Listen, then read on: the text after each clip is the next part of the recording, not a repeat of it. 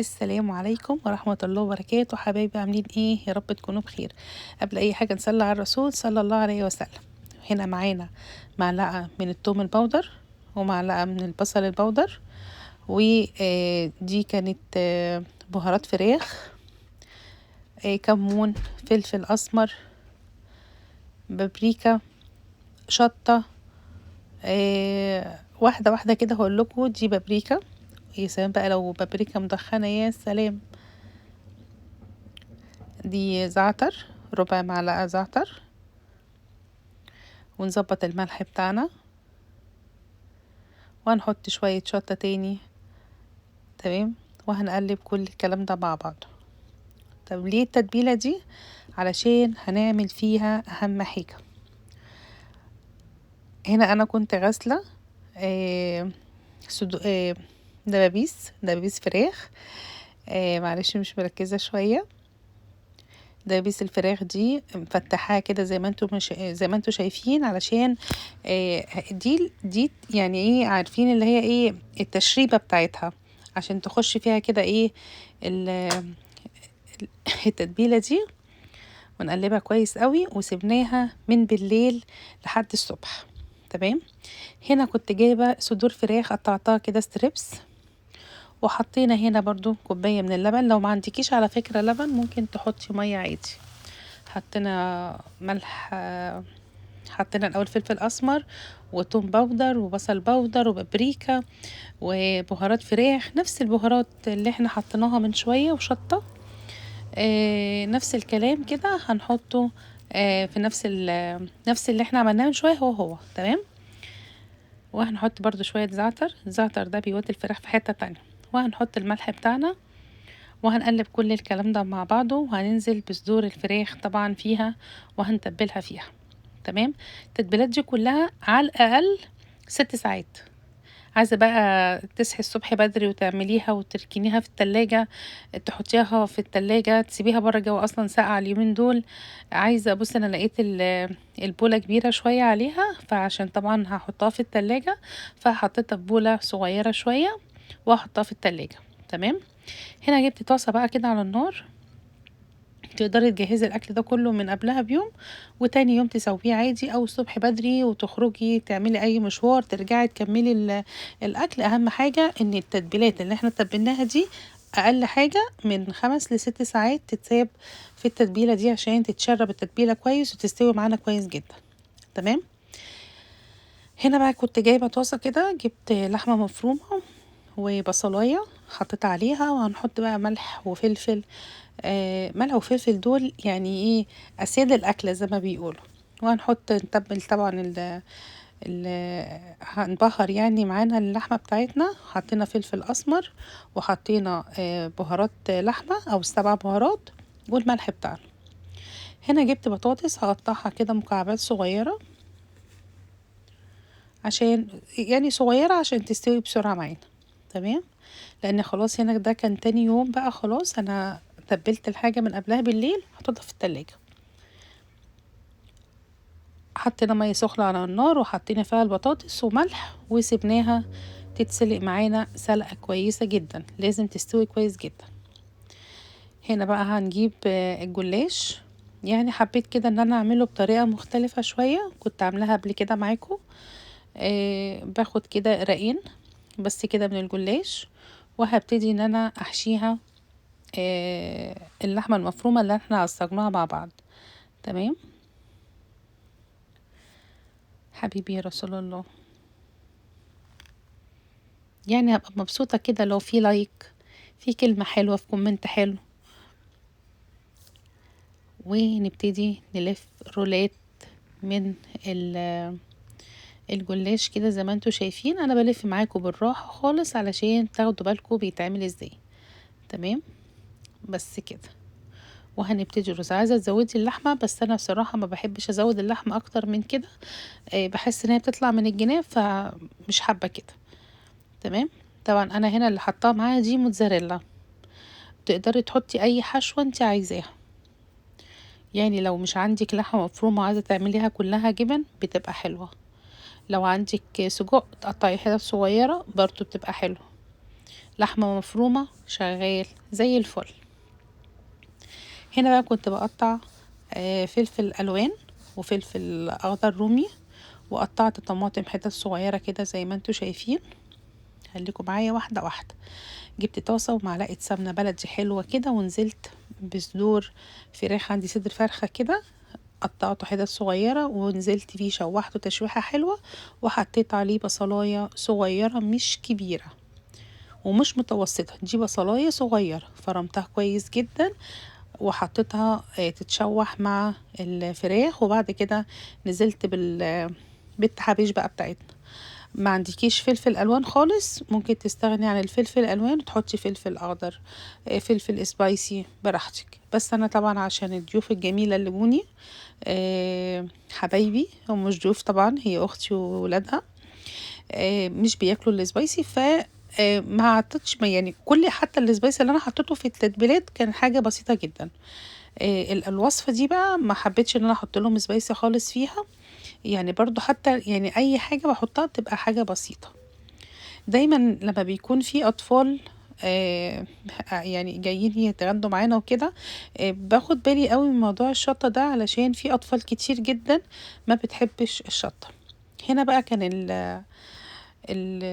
البطاطس اتسلقت سلقه كويسه جدا. دي معلقه سمنه بلدي. مهم جدا الخطوات دي علشان تطلع معاكو الوصفه دي كويسه. وجبت كده شويه موتزاريلا حلوين ونملحها ملح بس، وحطينا اللبن وخلاص على كده. احنا بنحققها بالملح بس. ولو انت مش محتاجه الملح يعني مظبطه الملح في البطاطس ما تحطيش ملح.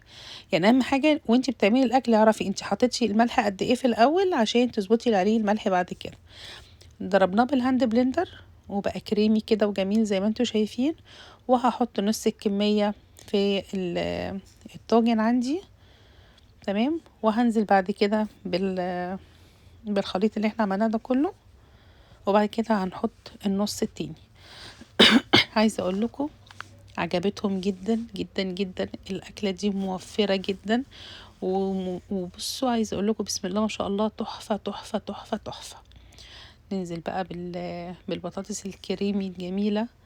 بصوا والله انا جوعت دلوقتي وانا بكلمكم. يا سلام على الجمال بقى. شوية بقى ايه جبنة كده، ميكس جبن من فوق. هتحطي موتزاريلا تستغنى عنها خالص براحتك، بس هي ادت شكل وطعم ولون عايزة اقول لكم يعني بسم الله ما شاء الله. فكرة جربوها تنفع جدا، حلوة جدا جدا في عزومات رمضان. ايوه لازم نتدلع احنا رمضان ده بقى ايه، لازم نتدلع اكلات حلوة ان شاء الله. هنا جبت كده معايا حلة، حطيت فيها شوية زيت ومعلقة سمنة بلدي، وحطيت بصلاية متوسطة مفرومة كده او تقطعي حتت صغيرة خالص. تمام.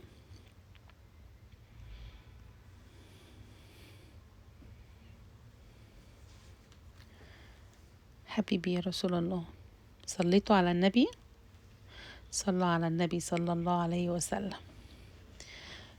دي معلقة دبس رمان ومعلقة كاتشب. تستغربوش.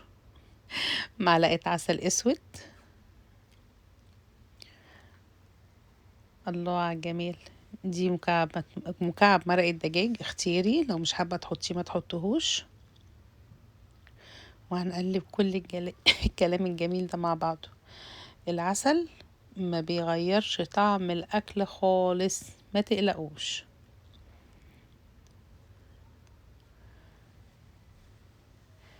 هنحط بقى ملح وفلفل اسمر، نظبط ملحنا كده ونقلب كل الكلام ده مع بعض. شايفين اللون؟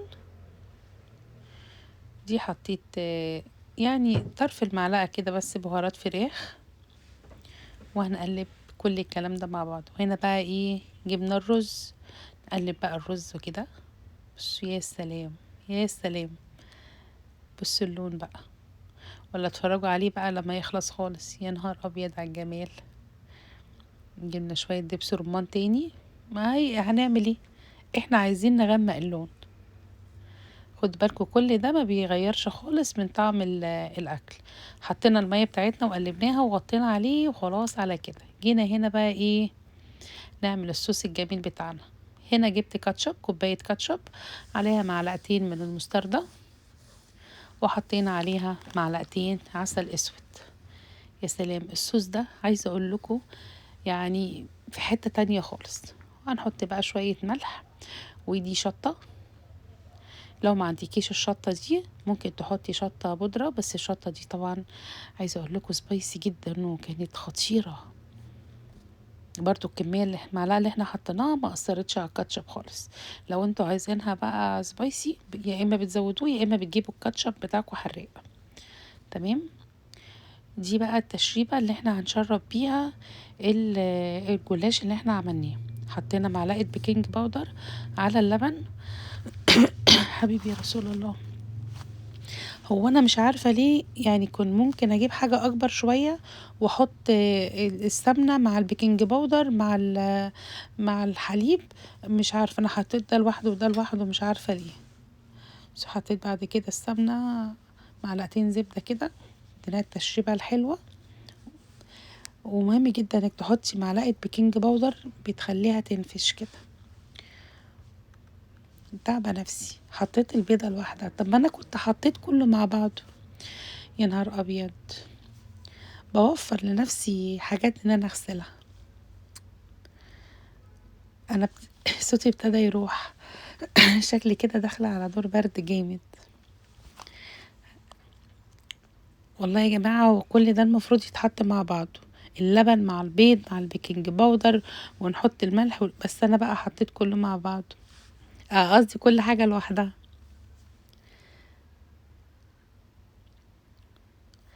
بس هنا بقى جبت ايه، جبت هنا طبقين معايا وفيهم دقيق، ونفس اللي انا هحطه هنا هو اللي انا هحطه هنا. هنحط على الدقيق ده بابريكا، بهارات فراخ، فلفل اسمر، نحط ملح، ونقلب كل الكلام ده مع بعضه. نفس اللي اتحط هنا هو اللي اتحط هنا.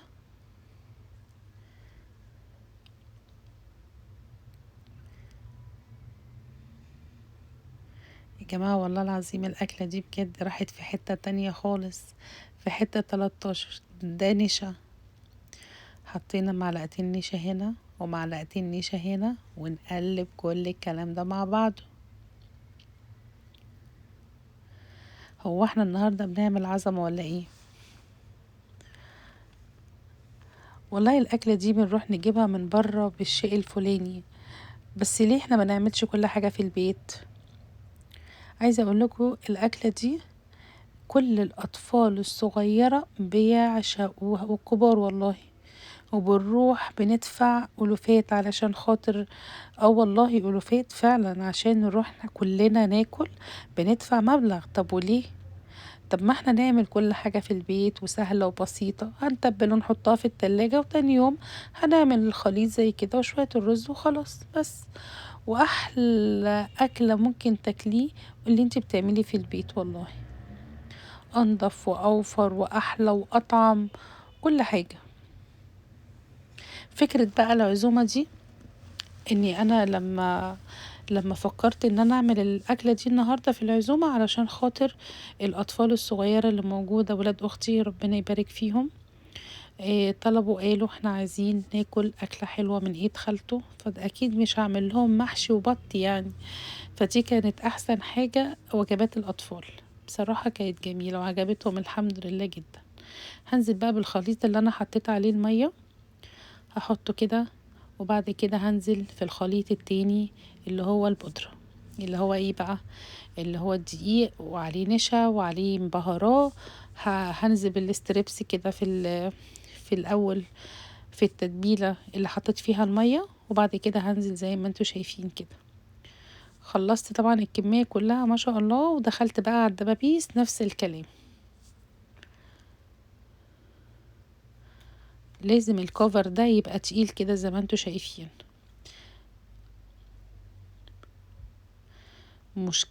مشكلة ان احنا بنعمل بايد وبالايد التانية. بس هنبتدي بقى الرص كده اللي احنا عملناه ده كله.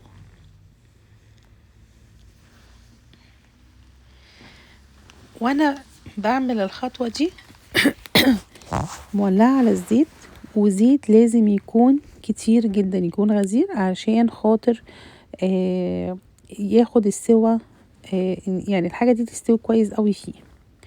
تمام. بص الزيت بسم الله ما شاء الله. نبتدي بقى نقلب كده كل شوية، يعني اول ما نلاقيها مسكت كده هنبتدي ان احنا نقلب. الاول بنبقى حاطين العين، بتبقى النار عالية، وبعد كده بنوطي عليها علشان تستوي براحتها. كالعادة صوابع الجلاش لزقت في بعض، فطبعا هنفتحها كده وهنعملها برضو، لا تقلقوا. دي بقى العظمة بتاعتنا. الله الله على الجمال. نقطعها بقى كده ونحطها. بصوا الجمال. طبعا هي سخنة فكانت عايزة تقعد شوية عشان تمسك، بس احنا طبعا عندناش الكلام ده، احنا لازم نحط الاكل على طول. الله على الرز، مش معجن والله يا جماعة، والله ما معجن. بصوا مفلفل وجميل بس كان لسه سخن. الله بقى، بصوا الصوص بقى والرز، الرصة الجامدة بتاعتنا. الله. قولولي بقى بتجيبوا الكنتاكي ده بكام من بره؟ وشوفوا انتوا لما تعملوا شوية الدبابيس دي من بره. على فكرة ممكن ما تعملوش دبابيس، بس لو عايزين تعملوا فراخ كاملة بتتقطع برضو صغير كده، بتتقطع الفرخة على 8 او على 10 زي ما انتوا عايزين، بتتقطع كده وبتعملوها برضو بتبقى زي الفل. بس طبعا بما ان في اطفال كتير فحبينا نعمل بصوا يا نهار ابيض الصوت، انا كنت عايزة اسمعكم الصوت بقى. الله الله على الجمال. جربوها هتعجبكم، تحفة. انا اكلت طبعا منها، الصوت ما طلعش اكيد. استنوني ان شاء الله بوصفة جديدة، والسلام عليكم ورحمة الله وبركاته.